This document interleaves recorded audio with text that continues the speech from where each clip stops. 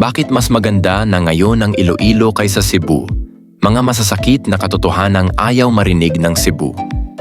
Sa loob ng maraming dekada, parang untouchable ang Cebu. Ang Queen City of the South, modelo ng kaunlaran. Pero hindi nananalo ang mga lungsod sa reputasyon. Nananalo sila sa resulta. At sa ngayon, may isang lungsod na tahimik na mas maayos ang performance sa mga bagay na talagang mahalaga. Iloilo. Hindi ito paninira. Ito ay paghahambing.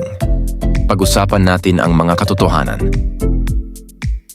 Urban planning, kaayusan versus kaguluhan. Mabilis lumaki ang Cebu. Masyadong mabilis. Hinabol ng development ang pera, hindi ang kaayusan. Ang resulta?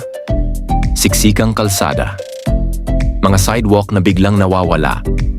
Informal settlers na humaharang sa mga daluyan ng tubig. Permanenteng traffic bottlenecks ginawa ng Iloilo ang kabaligtaran. Kontrolado at planado ang paglago. Maayos na road hierarchy. Malinaw na zoning. Pinangalaga ang mga waterways. Planadong business districts tulad ng Mandurriao sa Cebu, ikaw ang nag-a-adjust sa lungsod. Sa Iloilo, ang lungsod ang nag-a-adjust para sa tao.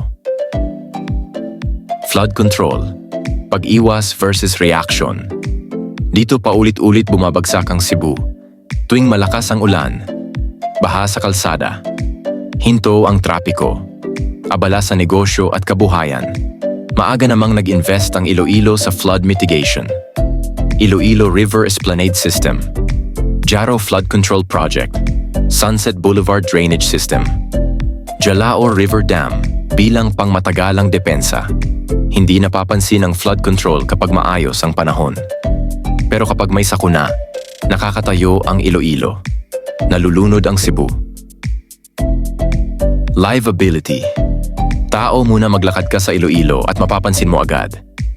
Malalapad na sidewalk, bike lanes, jogging paths, riverfront parks na talagang mini-maintain.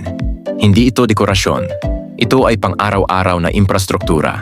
Sa Cebu, car-centric pa rin. Nakikipaglaban ang mga pedestrian para sa espasyo. Kulang at hiwa-hiwalay ang mga pampublikong parke. Pinlano ng Iloilo ang kalusugan ng tao. Hindi lang ang kita.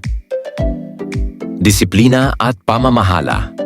Ito ang hindi komportableng katotohanan. Ini-enforce ng Iloilo ang mga patakaran. Garbage segregation. Maayos na pamilihan, disiplina sa trapiko. Regulasyon sa mga vendor. Hindi perpekto, pero consistent.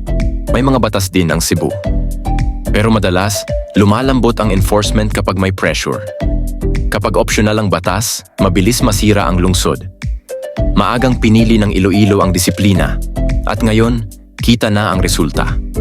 Gastos sa pamumuhay at kalidad ng buhay. Mahal ang Cebu. Bahay, oras sa trapiko, araw-araw na stress. Lahat may dagdag na bayad.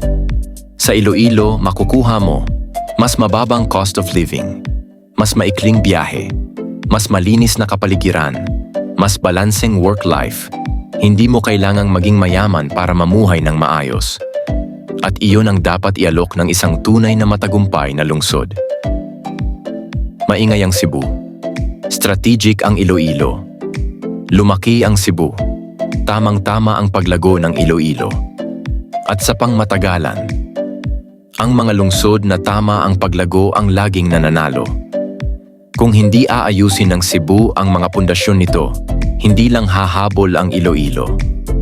Tuluyan na itong lalampas.